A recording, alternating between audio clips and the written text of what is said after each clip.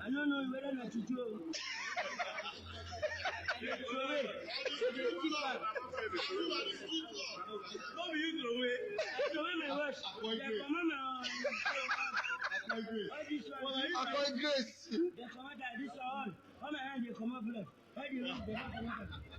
I find on you.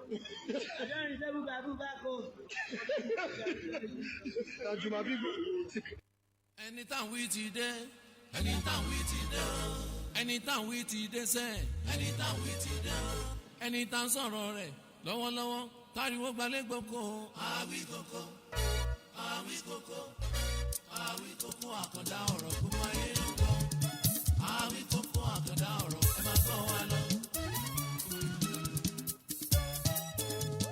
Anytime we today, anytime we today, anytime we today, say. Anytime sọ̀rọ̀ rẹ̀ lọ́wọ́lọ́wọ́ káriwo gbalẹ̀ gboko. Àwí koko ó dé. Àwí koko àwí koko àkàndá ọ̀rọ̀ gbogbo ayé ló ń gbọ́. Àwí koko àkàndá ọ̀rọ̀ ẹ máa gbọ́ wa lọ. Ètò túmọ̀ gbọ́ wa tó tún nítumọ̀ gbogbo ayé ló ń gbọ́. Àkàndá ọ̀rọ̀ ẹ máa gbọ́ wa lọ. Sọ̀rọ̀ ọlọ́gbọ́n kápákó mọ́kùn yọ gbogbo ayé ló ń gbọ́. Àwí koko lójú ọlọ́rọ̀ ẹ máa gbọ́ wa lọ. Bọ́lọ́rọ̀ bá gbọ́ kí lọ́lọ́rọ̀ ó dẹ̀ ṣe gan. Ayé ló ń gbọ́. Àṣà ìmọ̀ ẹ máa gbọ́ wa lọ. Current affairs ayé ló ń gbọ́. Ọ̀rọ̀ tó ń lọ ní ìgboro ẹ máa gbọ́ wa lọ. Kódà tó fi lórí àwọn òṣèlú wa. Ayé ló ń gbọ́. Ìtàn ẹ máa gbọ́ wa lọ. Ìtàn àgbọ̀n fi kọ́gbọ́n. Ayé ló ń gbọ́. Lórí ètò Awíkókó ẹ máa gbọ́ wa lọ. Àṣà ìmọ̀ gbogbo ayé ló ń gbọ́. Ìjìnlẹ̀ ọ̀rọ̀ lóríṣiríṣi ẹ máa gbọ́ wa lọ. Lẹ́yàdís mo gbọ́ ní tèmi o gbogbo ayé ló ń gbọ́. Ẹ jẹ́ ká gbọ́ ètò Awíkókó gbogbo ayé ló ń gbọ́. ẹ jẹ́ àtúmọ̀ kíra wa pé Ọlọ́run Elédùmarè tún mú ojú wa tún ríra wa. Àánú Ọlọ́run aláyọ̀ ní fi wá sílẹ̀ mú kí gbogbo ọmọ kóòsù òjìrè bí pẹ́ẹ́kú dédé àkókò yìí ń bí kíbi tẹ́ bá ti láǹfààní láti máa wò mí láti máa gbọ́ mi. Ọpẹ́ tó ti ń gbé mi lẹ́mìí láti ìgbà tí wọ́n ti já ìjà ọ̀hún òun náà ni mo ti ní lẹ́mìí pé wọ́n wá sọ̀rọ̀ nípa rẹ̀. Ẹ̀kọ́ pọ̀ nínú ìjà tó wáyé láàrin Kataefe àti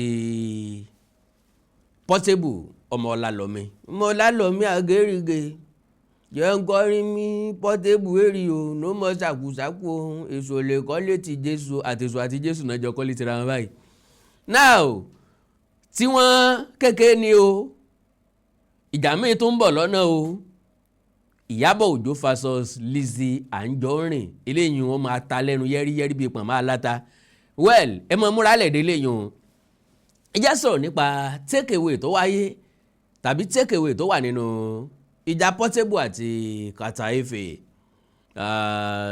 Oríṣiríṣi nǹkan la kọ́ ń bẹ̀ oríṣiríṣi nǹkan la pick ń bẹ̀ oríṣiríṣi nǹkan la gèèní ń bẹ̀ tàbí ká sọ pé àwọn tí wọ́n jìjà yẹn oríṣiríṣi nǹkan wọ́n gèèní ń bẹ̀. Do you know Kataefe gain Portable gain. Àwọn èèyàn ló sá sponsor wọn àwọn èèyàn ló dẹ̀ promise wọn àwọn èèyàn ló dẹ̀ fún ní gift oríṣiríṣi. Alright ẹ̀kọ́ wo ni mo rí kọ́ lára Portable kí ló wà nípa Kataefe kí ló rọ̀ mọ́ ìjà tí wọ́n jà ṣé wọ́n ń bínú síra wọn ni àbí wọ́n fi polówó ọjà because lójú ọ̀pọ̀lọpọ̀ wa yẹ̀yẹ́ là ń ṣe bó ti jẹ́ pé yẹ̀yẹ́ ò ṣe mọ̀ ṣe kẹ́nìdí tí yẹ̀yẹ́ ò ṣe fi mọ̀ ṣe ni wípé ariwo Portable là ń gbọ́ fatafata Portable ní lọlé aláwo ní lọlé oníṣègùn ní lọlé àfáà ní tó ń lọ ṣọ́ọ̀ṣì látàrí ìjà tí wọ́n fẹ́ jà Portable ọmọ Ọlálọ́mí ó gbára yílẹ̀ ní ìṣẹ̀lẹ̀ dánwò ó lóun olóògùn ó lóun ó kó oògùn jáde ó fòògùn fọ́ wọn lórí ó fòògùn ṣe nǹkan kan ńgbà wọn wá jà ọwọ́ àwé dùn àwé díẹ̀ ọwọ́ Kataefe dùn Portable ńgbà tán parí ìjà Portable lọ́wọ́ mọ̀ bóyá ògùn ló lò tó fi lu òun ńgbà tó fẹ́ wáwé jàre ó ní Kataefe gajò ń lọ owó rẹ̀ sì gùn ju tó ń lọ àwọn ọ̀jọ̀gbọ́n á ń béèrè lọ́wọ́ Portable pé sójú rẹ̀ fọ́ngbà tí ń pe Kataefe níjà ni torí Yorùbá ní àìmọ̀kan ní mú èkúté pé ológbò níjà nígbà tẹ́kùté bá dúró tó lógbò dúró tẹ́kùté ń sọ fún ológbò wípé kọ́mọ dọ́dọ̀ o wọ́n fẹ́ lù pa o sẹ́wọ̀n pé ológbò ọmọ fi sẹ̀rìnrìn ni because ìgbà tí wọ́n ń tahùn síra wọn lóòótọ́ gàgà gúgú kọ́ làtùpà fún gbàdí òde sílẹ̀kùn ọmọ kékeré ó lè po àgbà mẹ́rùkú o ọmọ tí ò tó nǹkan lè na àgbàlagbà ó lè na àgbàlagbà àgbàpọ̀ náà fi ń ṣe gíga dẹ̀kọ́ náà fi ń ṣe ńlá fi ń sọ wípé bá a bá fojú bíntín wẹ̀rí èrè a máa gbé ni lọ bẹ́ẹ̀ èèyàn bá fojú kọ̀gá wo òkè a máa ká ni láyà bẹ́ẹ̀ èèyàn bá fojú àgbàrá wo kúdẹ̀tì yóò bomi lọ agodóńgbò a máa dá mìdọ̀ òkè lápá sẹ́lẹ̀rú a sì máa gbèrò mi lọ ntọ́ wà níbi ìjà nìyẹn so kò jẹ́ ká nìkan kó lè ní concern pé eléyìí gajẹ eléyìí lọ gíga kọ́ àwọn tó ń ja wrestling gan ẹni tó kúrò àmọ́ sẹ́ni tó gùn mọ́lẹ̀ lọ́pọ̀ gbà because ìjà jíjà ó ní ọgbọ́n o ó ní ète o ó ní ìmọ̀ nínú ẹ̀ ẹnìkan ò lè sọ pé kí wọ́n á bọ́ sínú ríǹgì ní ìṣe kí wọ́n á bẹ̀ nìyẹn kan jà ńgbà tí nǹkan mọ́wọ́ gbé bóò ni wọ́n ṣe mọ upper court bóò ni wọ́n ṣe mọ lower court ṣùgbọ́n àti upper court àti lower court Katayefe nǹkan gbádùn rárá gbogbo ẹ̀ náà ní sáà ń kóbo ní ń kóbo èèyàn wa ní ń kóbo ọmọ ṣe o ọmọ alálọ́mí sọ́rí àwọn ẹ̀ṣẹ̀ kan máa ń pe orí ọmọ wáyé Katayefe ó fún Portable ní ẹ̀ṣẹ̀ ìyàwó ẹ̀ sì ń rọbí lójijì ọmọ sì sáré wáyé pé bá mi wọ́n lù báyìí ilé yìí lágbára pọ̀ alright kí làwọn take away tó wà nù ìjà yìí like I said mo kó fídíò wá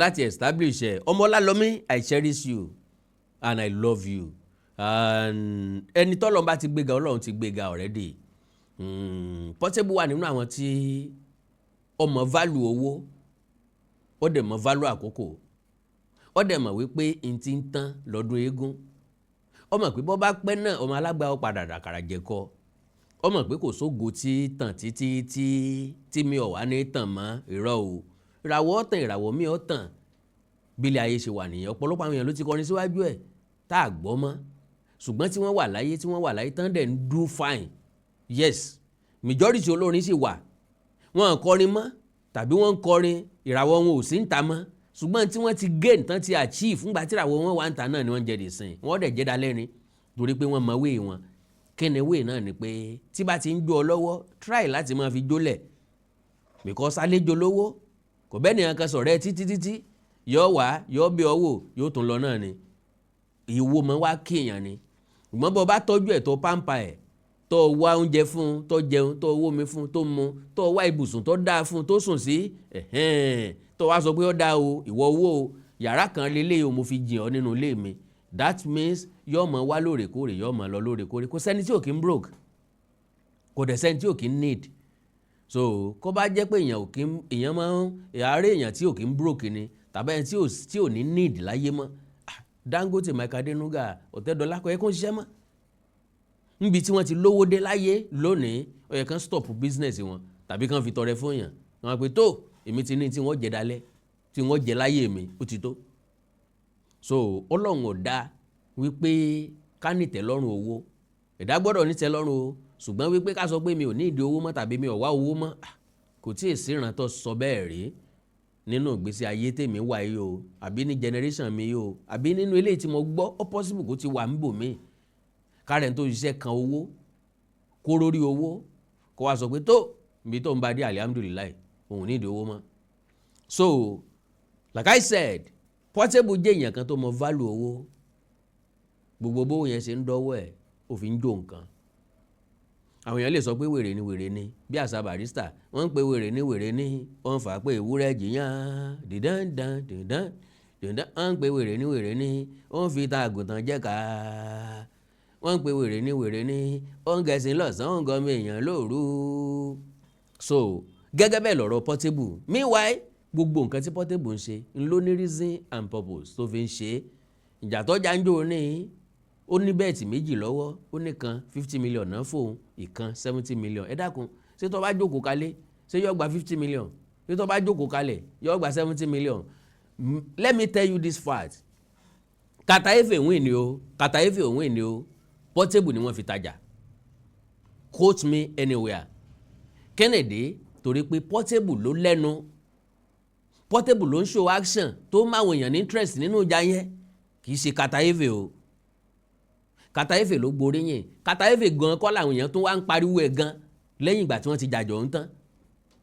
Portable tí wọ́n náà lẹ́nu rí ò tún dúró, ní ń lọ gbá, ní ń lọ àwo, ní ń sọ yìí, ní ń sọ tán, ẹ wá gbọ́n tí Portable sọ, ẹ wá gbọ́n tí Portable ṣe, ẹ wá gbọ́n tí Portable wí.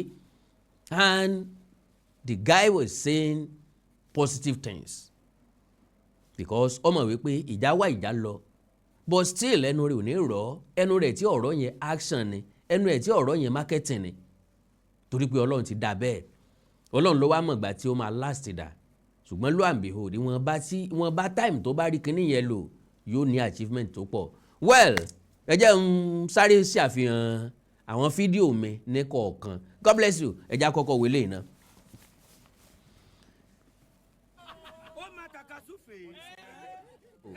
Eléyìí ẹ wá àwọn èèyàn rẹpẹtẹ lẹ́yìn Portable n tí ń sọ ń bí òun ni pé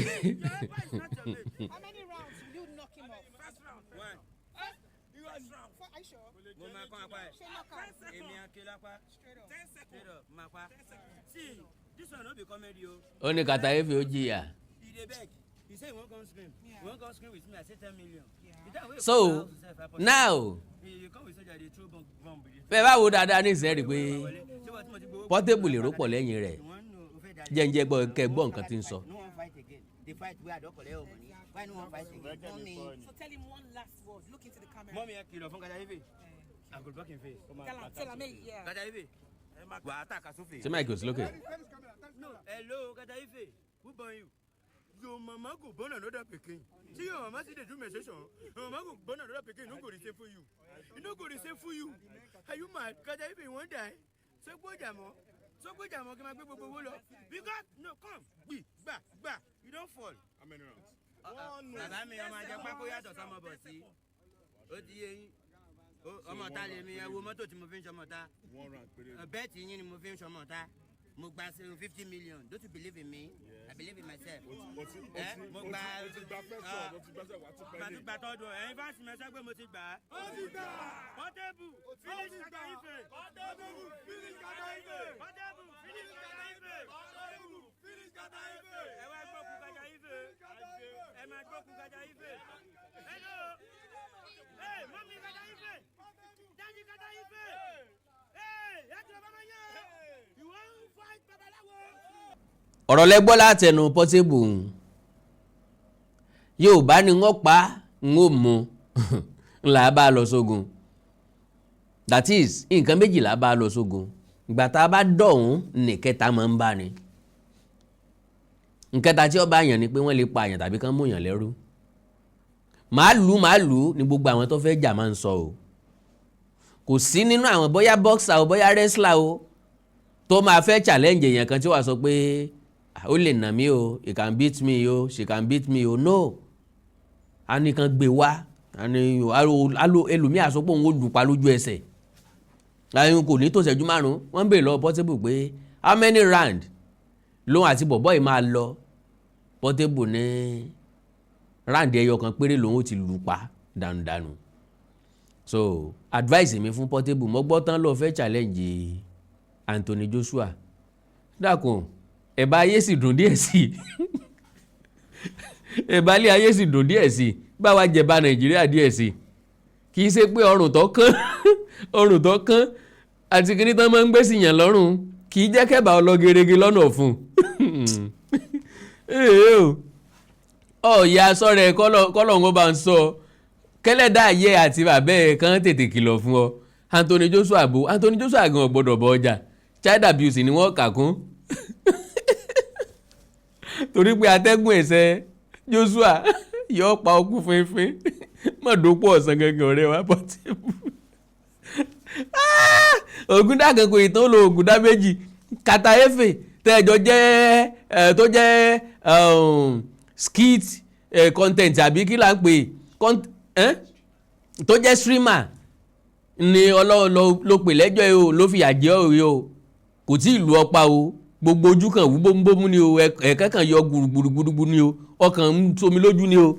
Yéè má lọ́dọ̀ Anthony Joshua o èmi ń bẹ̀ ọ́ ni o ẹ̀ṣẹ̀ kan péré tó bá ń gbọ́ one blow 7 die irọ́ o 1 blow 1000 die lélẹ̀ o tó bá gbọ́ lẹ́yọ kan wà láì o ní rẹ́nu nkọrin mọ́ gbogbo eyín ẹ̀ ó wà pọ̀ ni wọ́n ẹ̀ lẹ́jẹ́ ká tún wo fídíò mi.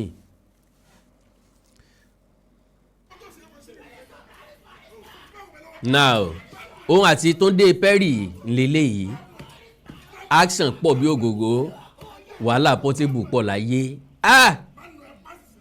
kó lọ́wọ́ sànú ẹrú ẹ̀.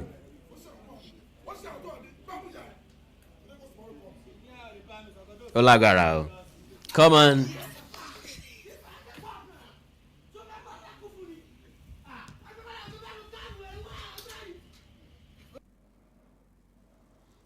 well ọ̀pọ̀lọpọ̀ ntí Portable ń ṣe ni ò dénú ẹ̀ o gbogbo ìjà náà kọ́ ló fẹ́ bá àyàn jà o àwọn ìjà kan dẹ̀ wà tó jẹ́ pé ó máa mí ní ẹbí ẹni pó real àwọn kan máa ń real àwọn kan ò kí ń real lélẹ̀ tí ò kí ń real ńbẹ̀ ló máa ń pọ̀ jù àwọn tán jọ ń fa nǹkan náà máa understand ẹ̀ at the end of the day ńgbà tó bá rìkọ́ọ̀dù fídíò tán because gbogbo ibi tí bá ń lọ fídíò rẹ̀ máa ń tẹ̀lé lọ tó bá ti gbọ́ where is my phone wọ́n sọ fún ọ pé kò rìkọ́ọ̀dù ní tó fẹ́ ṣẹlẹ̀ ńbẹ̀ nù so now Portable content creator ni olórin ni ṣùgbọ́n òye yé wípé ẹni tí ayé ọ̀jọ́ gbádùn ẹni tí wọ́n ń rojọ́ rẹ̀ ó sàn jẹ́ ni ayé gbàgbé ẹ̀ lọ o bí wọ́n ó tiẹ̀ gbàgbé òun lọ́la kán mọ́ kánjú gbàgbé òun gbogbo àwọn akitiyan tí Portable ń ṣe nu ẹ já wo fídíò mi.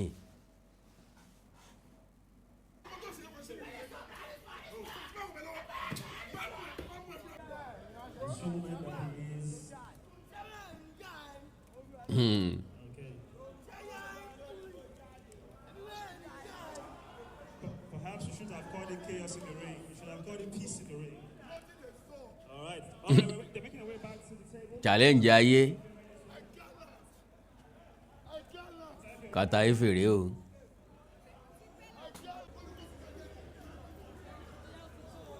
Action pọ̀. I don't know if they will settle down or there is. That's possible. Making his way back.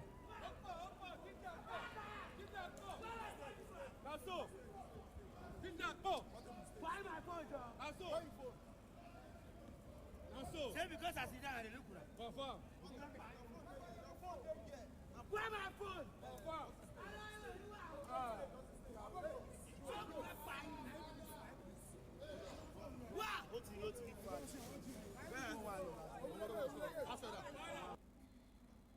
well eré là ń fọmọ ayò ṣe àbí but wrestling tí èmi àti ẹ̀ ń wò tá à ń sọ pé John Cena na kinní kan àwọn wọn ti mọ iye tí wọn ó pín at the end of the day níbi tọ́rọ̀ ọjà ṣe sí ni pé kò sí bí ó ṣe burúburú tí ò ní kẹ́nìkan kan mọ̀ yàn Portable ní fashion tiẹ̀ Kataefe ní fashion tiẹ̀ àwọn èèyàn Portable ò lè gba ti àwọn èèyàn Kataefe àwọn èèyàn kan ṣe for fun àwọn èèyàn kan ṣe for business because ìjà táwọn méjèèjì fẹ́ jà oríṣiríṣi betting ni ó ti lọ ní gbòòrò Kataefe máa na Portable mo gbówó lé Portable máa na Kataefe mo gbówó lé oríṣiríṣi àwọn èèyàn ló ti jẹ́wó so bí gbogbo nǹkan ṣe máa ń lọ káàkiri ayé nìyẹn àwọn fúbọ́là tíìmù kan fẹ́ play tíìmù kan àwọn èèyàn ti bẹ́ẹ̀tì lọ lórí ẹ̀ rẹpẹtẹ player kan score àwọn èèyàn ti bẹ́ẹ̀tì lọ lórí ẹ̀ rẹpẹtẹ keeper kan save àwọn kan ti bẹ́ẹ̀tì lọ lórí ẹ̀ rẹpẹtẹ tíìmù tó kọ́kọ́ score àwọn kan ti bẹ́ẹ̀tì lọ lórí ẹ̀ rẹpẹtẹ so gbogbo tí ń lọ láyé pátápátá ń lọ jẹ́ wípé àwọn kan make positive impact àwọn kan make negative impact àwọn kan make positive gain àwọn kan make negative gain because if care is not taken ẹlòmíì wọ́n kàn tẹ́ pa lásán bíi tán ti ń jà náà ni kò sí nǹkan tó kàn life continues so ẹ já wo fídíò mi nù fídíò Portable Kataefe o ó yá o ibi tó ti ń hà kálẹ̀ ilé olóhùn olóògùn o gbogbo oògùn tí Portable lò pàápàá ìyá náà lọ padà fi jẹ́ o.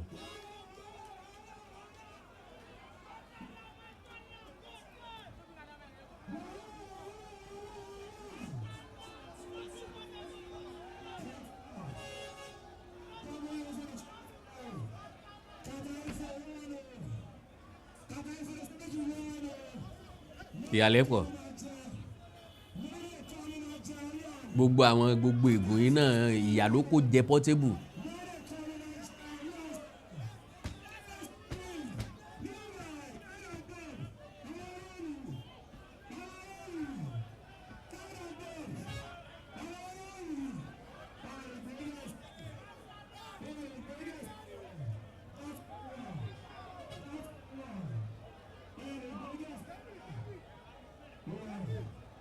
Gaddafi lélẹ́yìn.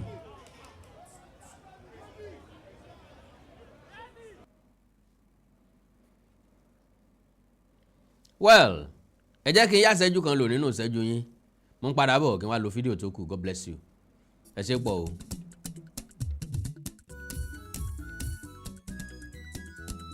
Holy Mary ní ẹ máa bọ̀ o fún gbogbo nǹkan tó jẹ́ spirituality l'Amẹ́ríkà ní London ní Europe pátá.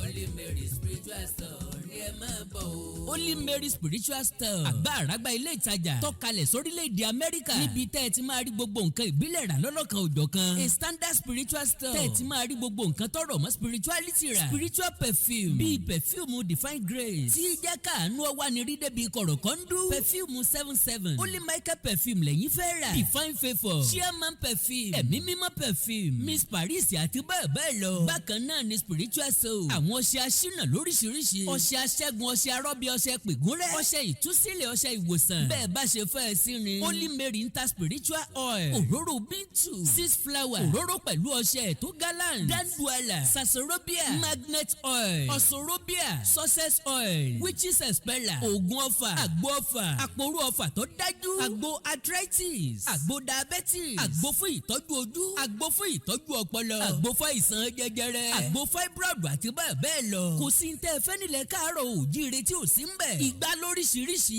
ìgbà ajé ìsásùn ìkòkò àwo sóbí odó pẹ̀lú ọmọ odó ewé ọmọ gbogbo nǹkan celestial gbogbo nǹkan kérúbù àti sẹ́ráfù bíbélì ọ̀kan òjọ̀kan ìlú ìbílẹ̀ Yorùbá bíi gángan ìyáàlù bàtà agogo ṣẹ̀kẹ̀rì àti bẹ́ẹ̀ lọ. Gbogbo ẹ̀ ní Holy Mary spiritual store tó wà ní 7816 Paston Drive District Heights Maryland United States of America. Gbogbo ẹ̀yin ta America London títí dé gbogbo Europe kanlẹ̀ gbọ̀ngbọ̀ngbọ̀n. Ẹ fi ọkàn balẹ̀ gbogbo ntẹ́ ẹ bá fẹ́ ní Holy Mary spiritual store wọ́n ó gbé e dẹnu ọ̀nà yín kókókó. Bákan náà ni wọ́n ṣe spiritual consultation. Bóyá ẹ fẹ́ wádìí nǹkan tó díjú tó lọ́jú papọ̀ tó ta kókó. Ẹ̀yin ẹ sáà ti pè wọ́n sórí nọ́mbà yìí tàbí kẹ́ ẹ bá wọn sọ̀rọ̀ lórí WhatsApp +1 240 486 7267 +1 240 486 7267 tàbí kẹ́ ẹ kàn sí wọn lórí website holymaryshop.online. Bó o bá fẹ́ wẹ ìgún wẹ ìpè wẹ ìdààmú ayé rẹ kúrò. Holy Mary spiritual store ní kó o máa lọ. Holy Mary spiritual store. Ẹbọ kéékèèké ní gbalẹ̀ ìkúlà. Ọ̀rọ̀ ayé wa ń fẹ́ àbójútó. Mójútó ọ̀rọ̀ ayé rẹ yóò sì dára fún ọ. Gbogbo nǹkan tó jẹ́ spirituality l'Amẹ́ríkà ní London ní Europe pátá. Holy Mary spiritual store ní ẹ máa bọ̀ o. Wá ẹ̀ lẹ́ káàbọ̀ ọ̀rọ̀ lẹ́tí gbọ́ ohun Holy Mary spiritual store tó wà lórílẹ̀‐èdè Amẹ́ríkà. Gbogbo ẹ̀yin tí ẹ nílò àwọn nǹkan tó rọ̀ mọ́ spirituality ẹ̀yin ọmọ sẹ̀lẹ̀ ẹ̀yin ọmọ kérúbù àti sẹ́ráfù ẹ̀yin oníṣẹ̀ṣe ẹ̀yin tẹ oríṣiríṣi nǹkan tẹ need pátápátá ló wà ń bẹ̀. Kò sábà sí nǹkan tẹ fẹ́ ránṣẹ́ fún ní Nàìjíríà tí ò sí ní Holy Mary spiritual store ní Maryland l'Amẹ́ríkà. Alright, ọ̀rọ̀ Portable ọmọ Ọlálọ́mí là ń sọ lọ́wọ́. Portable gbìyànjú gan ẹ̀ ń fàdánà dé àjànàkú làbá máa pè é àjò ọbẹ̀ ló ń tọ̀ ń ṣe ẹran ni ọ̀fẹ́ wálé. Fídíò mo ní mo bá ń kó wá ẹja tún wọlé náà ẹja wọlé tábà padà rí ká sọ̀rọ̀. Portable rẹ nílé àánú ọlọ gbàdúrà sólúwa níjọ sẹ̀lẹ̀ ẹja gbọ́n tí ń sọ. Èwo ìbò ló ti fẹ́ kọ́lọ́hún ó ti dúró dè ọ́ ìbò ló ti fẹ́ kọ́lọ́hún ó ti pàdé rẹ. Kọ́ má jẹ́ pé ńgbà tó o kò ń lé babaláwo lọ́lọ́run débẹ̀ tó rò pé bẹ́ẹ̀ lọ wà tó o tún ti dé ṣọ́ọ̀ṣì tọ́lọ́run mọ̀ pé o ti wà ní ṣọ́ọ̀ṣì. Ẹ ńgbà tí ó tún fi wọ́ dé ṣọ́ọ̀ṣì pé ọmọ ti lọ ṣọ́ọ̀ṣì tí ó tún fi wọ́ dé ṣọ́ọ̀ṣì ó tún ti délé aláàfáà bóyá tí ọjà dùn àrè ó gbà nù.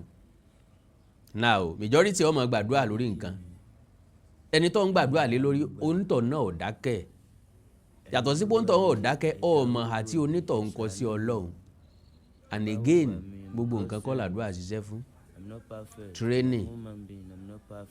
training kàtàyéfè òun yìí fi nǹkan kan kì í mú nǹkan kan bí wàá ń fín o àwọn ọmọ o ṣùgbọ́n òun ò gbé léjú ìwọ náà sìn àti fífẹ́ àti jíjẹ gbogbo ẹ̀ ló ń rún mọ́ra wọn àwọn nǹkan tí máa ń dín agbára ọkùnrin kù gbogbo ẹ̀ ló ń ṣe so gbogbo prayer yìí ní sìn nǹkan yìí lo and behold content lásán ni as far as I'm concerned content lásán ni ṣé Portable wá gain nǹkan tó fẹ́ gain àbí ò gain ẹ̀ ẹ̀já wo fídíò ilé náà gbàm yóò lùpa o yóò lùpa o ìjà kanra wọn ń jà o ìjà kanra lélẹ̀ o ìjà kanra ni o Kàtàyéfì ó lùpa o.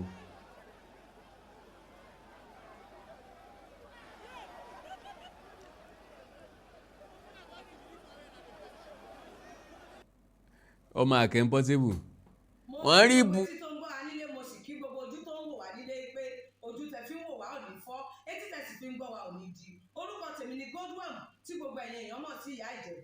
Gẹ́gẹ́ bí ẹ ṣe mọ̀ ní ìṣe wa wípé ìlera yín òun ló jẹ wá lógún. A tún ti dé bí a ṣe ń dé o.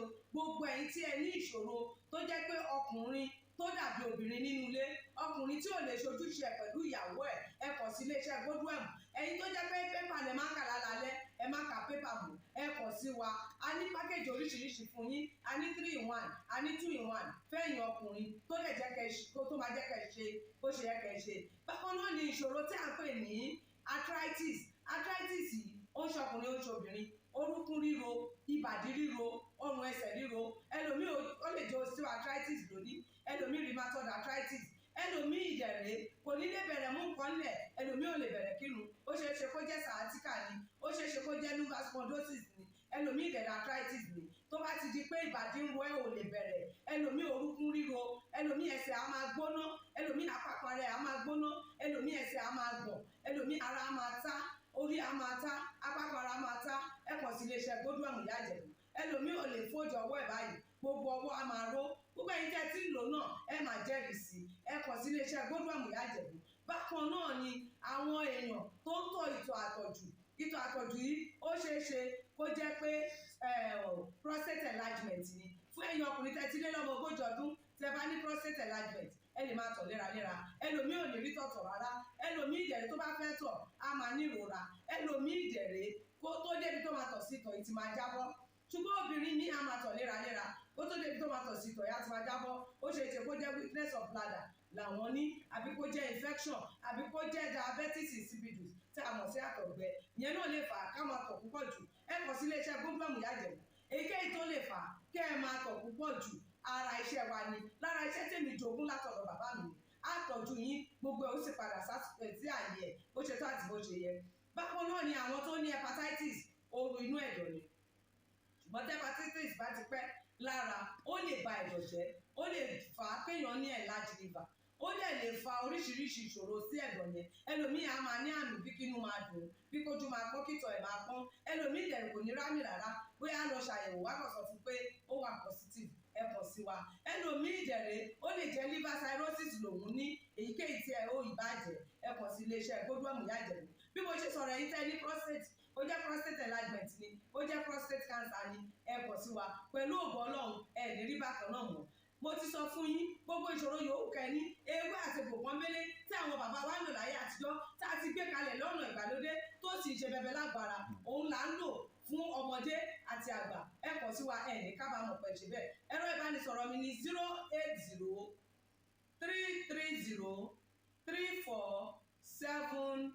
080-330-34777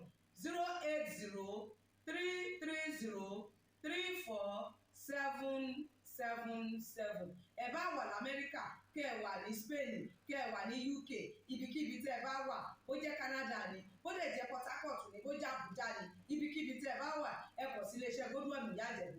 Ẹ bá mi sọ̀rọ̀ lórí WhatsApp, ẹ lè pè mí, ẹ lè fi voice note lẹ̀, ẹ lè fi message lẹ̀ lórí WhatsApp, máa dá yín lóhùn bó ṣe tó àti bó ṣe yẹ. Gbogbo ibi tẹ́ ẹ bá wà lè gbòógì wá máa dé, ẹ sì ní kábàámọ̀ pé ẹ kọ̀ sí iléeṣẹ́ Godwin Ìyá Ìjẹ̀bú. Ẹlòmíì apákan ara ẹ̀ á máa kú, kí ló fà tápákan ara fi ń kú? Ẹ kọ̀ sí wa ẹ máa mọ̀. Ẹlòmíì ọrùn àdédé máa steve, ẹlòmíì àyà ló máa dùn, ẹlòmíì ẹ̀gbẹ́ ló máa dùn, ẹlòmíì á máa wúkọ́, ó lè wúkọ́ kókó ti wà lẹ́nu ẹ̀ tipẹ́tipẹ́ tí ò sì ní lọ. Ẹlòmíì ìjẹ̀rẹ̀ ó máa ní ìṣòro àti breathe in oxygen, breathe out carbon dioxide. Á wá máa ní ìṣòro, á máa ní kàtà gbogbo ìgbà. Kí ló fà? Ó ṣeéṣe kó jẹ́ asthma ni, ó ṣeéṣe kó jẹ́ bronchitis, ó dẹ̀ ṣeéṣe kó jẹ́ pneumonia cough ìwọ ní. Tó bá ti kàn sí wa, èyí tó bá jẹ́ nú ẹ̀ ló máa determine irú egbògi tá a lè kẹ́ra láti lè ṣe wa. Ẹ ṣe mọ̀, mo ti sọ fún yín o, ẹ̀rọ ìbánisọ̀rọ̀ wa 080-330-34777. Iléeṣẹ́ Godwin last bus stop yín ni pẹ̀lú agbára Ọlọ́run. Remember, if it is not Godwin, it can never be like Godwin. I used to tell you, health is something to be treasured. Ire o. Ẹ káàbọ̀ padà. So like I said, ìjà Portable àti Kataefe ìjà tó dùn ni, ìjà táwọn èèyàn sọ ń parẹ̀ díẹ̀ fúngbà díẹ̀ sí ni, pẹ̀lú àwọn nǹkan tí ó wà nínú ẹ̀. Mo rí pé ẹ̀yin náà rí bí wọ́n ṣe ń jà. Ọwọ́ Kataefe dùn Portable. Ó nọ́mà nínú ìjà, owó ẹnìkan náà ni ó dùn ẹnìkan. Àtúnramú ìjà ẹkùn ni. Tó bá jẹ́ mi Portable wọ́n sọ pé kán jẹ́ ká padà tún jà, á fi ìjà sọ́jọ́ mi. Ṣùgbọ́n bọ́yé èèyàn wà lọ rà kún apá tí ògùn tẹ́lẹ̀ ni o, kó lè bá gùn. Because Kataefe lu apá ìgígùn yẹn, ó lò tó his advantage. Ọ̀tọ̀ ní kéèyàn ó ní nǹkan, ọ̀tọ̀ ní kéèyàn ó máa lò. Ẹlòmíì ó lápá gígùn kò ní máa lò. So Portable náà, òun náà gbìyànjú, ọmọ Ọlálọ́mí gbìyànjú. Ẹ já wo next video jọ.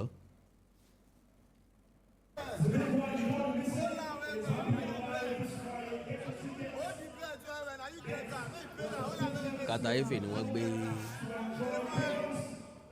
gbé bẹ́ẹ̀tì lé lọ́wọ́ yìí pẹ̀lú gan alápátẹ́rìn sanni tí a dé sọ̀kan gbogbo wọn. Ẹ̀rí Portable nìyẹn. Smiling, that is just it. Basic ìjà yẹn náà nìyẹn. Fun, just for fun. And they both enjoy themselves. So kò sí nǹkan tá a fẹ́, ìrònú púpọ̀ máa ń ba ayé ẹ̀dá jẹ́ ni. Gbogbo eléyìí àwọn èèyàn máa fi catch cruise ni, wọ́n á fi ní fun. Àwọn èèyàn máa burújú ara wọn, wọ́n mọra wọn. Gbogbo ohun tí ń ṣẹlẹ̀ káàkiri orílẹ̀-èdè àgbáyé tó bá ń ṣẹlẹ̀ ní Nàìjíríà náà kò sí tó bá dé ń bẹ̀. Ókè ní Nàìjíríà nìsín èèyàn mélòó ló fẹ́ ja ẹ̀sẹ́? Because àwọn boxers wà ní Nàìjíríà, mélòó nu wọn ló fẹ́ ja ẹ̀sẹ́ tó popular tó báyìí? Mélòó nu wọn ló fẹ́ ja ẹ̀sẹ́ tó rèn tó báyìí? Mélòó nu wọn ló fẹ́ ja ẹ̀sẹ́ tó lówó lórí tó báyìí? Even Nigeria Boxing Association, ẹ̀sẹ́ mélòó wọn ń jà? Àwọn mélòó ló popular nu wọn? Mélòó lèèyàn mọ̀ nu wọn? Àwọn mélòó ló ń challenge àwọn èèyàn nu wọn? So just two individual, wọn ò kì í ṣe boxer per se. Wọ́n lè jẹ́ trainer, wọ́n lè jẹ́ boxer by accident, by passion àti bẹ́ẹ̀ bẹ́ẹ̀ lọ. Ṣùgbọ́n kì í ṣe pé jà ni wọ́n ń jà tán fi ń jẹun. Tá a sọ pé everyday ni wọ́n ṣe rehearsal, ni wọ́n train. Because àwọn football àwọn lọ́jọ́ ìsinmi o. Àfi tán bá parí season náà tó máa ń lọ́jọ́ ìsinmi. Lájọ́ sí season bá ti bẹ̀rẹ̀ tàbí kan tó bẹ̀rẹ̀ season gan, pre-season wọ́n ṣe training, wọ́n gbá bọ́ọ̀lù, wọ́n ṣe training, wọ́n travel here and there. Tí season bá bẹ̀rẹ̀ every blessed day ni wọ́n máa ṣe training. Àwùjọ tó bá fẹ́ fún wọn ní off day ló kù. So ó ti túmọ̀ sí pé àkíkú nìrun, àrùkù lẹ́bọ, àgbàkú làdúrà. Gbogbo iṣẹ́ tí kálukú wa bá ń ṣe, àá ṣe lásìkò tá a bá lè ṣe. Àwọn footballer náà wọ́n ní old age. Ìgbà tára ọkọ̀, tára ò ní lè ṣe mọ́. Gbogbo àwọn tó ń gbẹ̀sẹ̀ lọ Mike Tyson nísìn, èèyàn lè gba lẹ́sẹ̀ kan nísìn kó ṣubú wógẹ́. Òun dẹ̀ ló wà ń bẹ̀ lánàá. Muhammad Ali ńkọ́, so ti wo já Muhammad Ali rí. Very fast man. Tó bá ń ka blow báyìí, bí ìgbà tí èèyàn kàn ń ṣeré mọ́dé ni o. Muhammad Ali dàgbà. Tyson lọ kí nílé yóò kó dàgbà ìgbà tó tún wá dàgbàdo stage kan gan ó tún wá ní stroke ẹnu ẹ̀ wọ́ sẹ́gbẹ́ kan wọ́n lọ bá nílé Tyson lọ bá nílé wọ́n wá ń béèrè lọ́wọ́ Muhammad Ali pé kó fi rẹ̀ wé young Muhammad Ali kó wá fèsì young Tyson pé ta ló rò pé máa win láàrin wọn Muhammad Ali rẹ́rìn-ín ó ní Tyson ló máa nà Tyson nínú you are the legend pé àwọn ń gbé fún every time so gbogbo nǹkan tó wà ni ó máa tán kò sí Muhammad Ali mọ́ Mike Tyson náà ti darúgbó Mike Tyson náà young ńgbà kan ó ti rí ìjà Mike Tyson rèé wọ́n ti lu òun náà rèé bí gbogbo nǹkan ṣe wà nìyẹn bọ̀ eléyìí tó wáyé láàrin Kataive àti Portable just for fun mo tó ní fídíò ń bẹ̀ yàrí ẹ̀jẹ̀ ń wo fídíò tó kù. ṣé àdé gas báwo mi ṣe ní gas wọ́n ní mò ń mí they say I dey do like this. ó náà sọ pé ó ń mí. ṣé ìdí táwọn àbísà kò sókè ó ṣàánú sọlọ ó yẹ kó yẹ ká máa jà lọ ni. I need water no dey pour me water make I come kill am they say match ti tán how but God don give me pikin bó ṣe ṣe rèé tó ń ṣe báyìí tó ń ṣe báyìí tó ń ṣe báyìí ṣé bó ṣe dá nìyẹn ó máa jà straight yàn gbá ni mo dẹ̀ lọ bá a ní bros person wey come meet you I dey meet am I go meet am na me win o ọ̀gbẹ́ni èèyàn tó súnmọ́ ẹ ṣé mi súnmọ́ Kataive ni ṣé mo sá fún un ògùn fẹ́ pa yín ṣá. no Kataive tall they no check him height they no check him weight this guy dey throw foul he dey blow na woman ó di ọrùn mímú bó ṣe ṣe rèé tó ń ṣe báyìí tó ń ṣe báyìí tó ń ṣe báyìí ṣé bó ṣe dá nìyẹn. this bet I just dey na dey video snap picture ni but ọmọ da ọmọ pikin go talk I get investment in London I get house in London. Na lie. Yes, I get house in Canada. Sunday here, I pay finish. I no get house for America. I buy car from America. Igbo ni mo fà. Ìjọ yẹ kí n fi ra car ní Canada. Kana ni mo fà ní Canada. For mo ra lé sí Canada. For Lekki, many big people give me land. I have like 400 lands. Lóṣìṣì ilẹ̀, lóṣìṣì everywhere. I dey use BTC dey collect show normally. BTC. well Yeah. BTC. Oh mama PC, mama resi. If you wan call me for show now, you can pay me by BTC. Push up, you go call his website, go change the naira immediately. No be money car. This bet. Money car.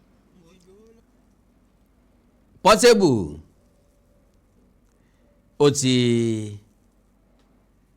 ó ti jàjà tí ó jà pẹ̀lú Kataive ẹ̀kọ́ kan tí mo rí ẹ̀kọ́ pọ̀ nínú ọ̀rọ̀ yẹn o to be realistic kódà fídíò kẹyọ kan àwé ṣé fídíò yẹn kẹyọ kan ok now tẹ́ bá wo Portable dáadáa ẹ rí pé ó ń catch cruise ni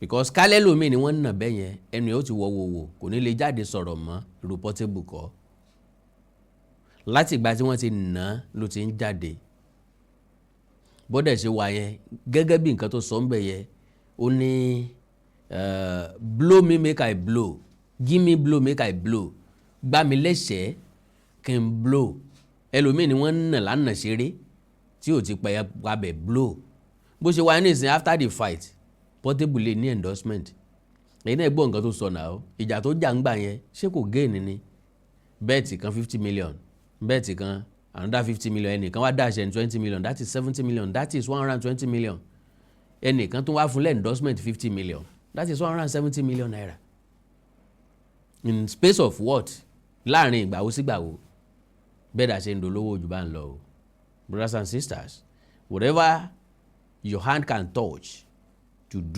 do it gbogbo nǹkan tọ́wọ́ ẹ bá lè bà tàbí tọ́wọ́ ẹ bá bà ní ṣíṣe mọ́ fi falẹ̀ o mọ́ ìsakọ o time is money spend it wisely.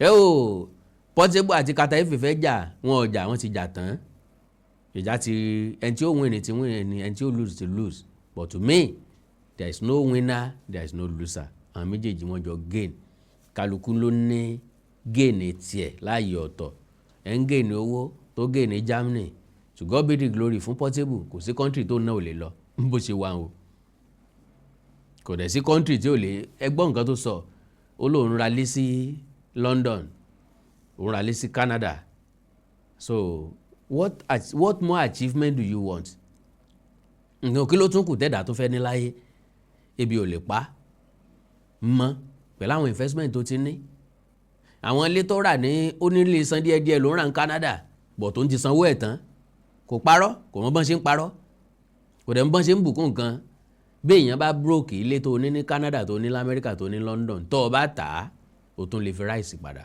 ambos bọ́sì kò ní wálé láìláì lágbára Ọlọ́run wọ́n ẹ̀ làkàndọ̀ ra ìkòǹkò àjà wà ra ìkòǹkò àsọ̀ lójú ọlọ́rọ̀ bọ́lọ́rọ̀ bá gbọ́ kí n bàbá ńlá bàbá ọlọ́rọ̀ ó ṣe. Bàbá ti wo fun aspect of the fight, let us look at the lesson aspect of it. Kí ni kálukú wá pick níbẹ̀? Tó bá ń gbọ́ gbégbégbé má dákẹ́ o wọ́n gbé sẹ́yìn ìkúlé rẹ o. Ẹ like follow page mi lórí Facebook Awikonko television, ẹ subscribe sí YouTube channel mi Awikonko TV. Ẹ má gbàgbé o ìjà ti Lizzy àti Ìyábọ̀ Òjó mo máa débẹ̀ o èmi náà débi tán ti fẹ́ jà máa dúró sẹ́gbẹ̀ẹ́ ríǹgì báyìí o tí ń béèrè lọ́wọ́ àwọn méjèèjì o ẹ kú ojú lọ́nà ta ló lè nà nínú Lizzy Anjorin àti Ìyábọ̀ Òjó ta nínú yín lẹ nígbàgbọ́ pé ó lè win láàrin wọn. Ẹ já sọ̀rọ̀ lórí WhatsApp +234-904-851-9362 tẹ̀bà ẹni tó lè nà láàrin àwọn méjèèjì ẹ fi sí comment section. So God bless you. And again lórí ọ̀rọ̀ Yorùbá coaching class wa àwọn èèyàn tí ń forúkọ sílẹ̀ ẹ̀yin tẹ́ wà l'Amẹ́ríkà àti Canada pẹ̀lú ògo Ọlọ́run between 8 to 10 p.m. náà la máa lè ṣe mọ̀ pa àwọn ọmọ yín ọ̀sán làwọn máa wá ní tiwọn nígbà yẹn ẹ̀yin tẹ́ wà ní London náà tẹ́ lè kó pẹ̀lú time yẹn ó wà okay ẹ̀ wá lè kó pẹ̀lú time yẹn a máa wá time mú fún London àti àwọn European countries tó kù àánú Olódùmarè ní fi wá sílẹ̀ gbogbo wa náà lájèrè ọmọ wa èdè àti àṣà wa la ní ká gbé lárugẹ kò ní bàjẹ́ lórí yín kò ní bàjẹ́ lórí wa ẹ subscribe sí YouTube channel mi Awikonko TV ẹ subscribe sí YouTube channel mi Onídèmọdé TV fún Onídèmọdé game show àti Ojú Òṣùpá àwọn nǹkan tó rọ̀ mí èdè tó rọ̀ mọ́ àṣà tó rọ̀ mọ́ àwọn nǹkan ṣẹ̀ǹbáyé wa náà lè máa bá gbogbo ẹ̀. Ilé mi ń pè mí mọ̀ ń lọ èdè àti àṣà lẹ káàrọ̀ òjìrò ní wọ̀ mí orílẹ̀-èdè lẹ káàrọ̀ òjìrò ní dàrú ìlú ẹnìkọ̀ọ̀kan wa yóò tòrò mìnìmìnì àjò àṣẹ o. Awikonko Development Fans Club ilé aláyọ̀ ilé wa. Awikonko Development Fans Club ilé aláyọ̀ ilé wa. Ẹgbẹ́ tó dúró fún ìdàgbàsókè àti tẹ̀síwájú èdè àṣà àtún àjogúnbá ilẹ̀ Yorùbá. Ẹgbẹ́ tó fẹ́ ìrẹ́pọ̀ gbogbo ọmọ Yorùbá tó tún gbé àṣà àti ṣe Yorùbá lárugẹ. Awikonko Development Fans Club ilé aláyọ̀ ilé wa. Awikonko Development Fans Club Worldwide ẹgbẹ́ tí kò rọ̀gbọ̀kú lé ìjọba ẹgbẹ́ tó dúró fún ìdàgbàsókè àti ìtẹ̀síwájú èdè àṣà àtún àjogúnbá ilẹ̀ Yorùbá pẹ̀lú àtìlẹ́yìn gbajúgbajà pèdèpèdè ní àkàndá ọ̀rọ̀ Awikonko ẹgbẹ́ tó ń fẹ́ ìrẹ́pọ̀ gbogbo ọmọ Yorùbá ẹgbẹ́ tó ń gbé àṣà àti ṣe Yorùbá lárugẹ ẹgbẹ́ tó dúró láti ṣàtìlẹ́yìn tó gbọngbọ́n fún àkàndá ọ̀rọ̀ Awikonko àti àwọn ètò rẹ̀ káàkiri àgbáyé àǹfààní wà láti darapọ̀ mọ́ wa ẹ bá wa sọ̀rọ̀ lórí WhatsApp nìkan ẹ lè pè wá ẹ lè send text message tàbí voice note pẹ̀lú àwọn nọ́mbà wọ̀nyí +234-8053270136 tàbí ààrẹ ẹgbẹ́ Adéolú Adékọ́lá lórí +17048912729. Awikonko Development Fans Club Worldwide ilé aláyọ̀ nílé wa.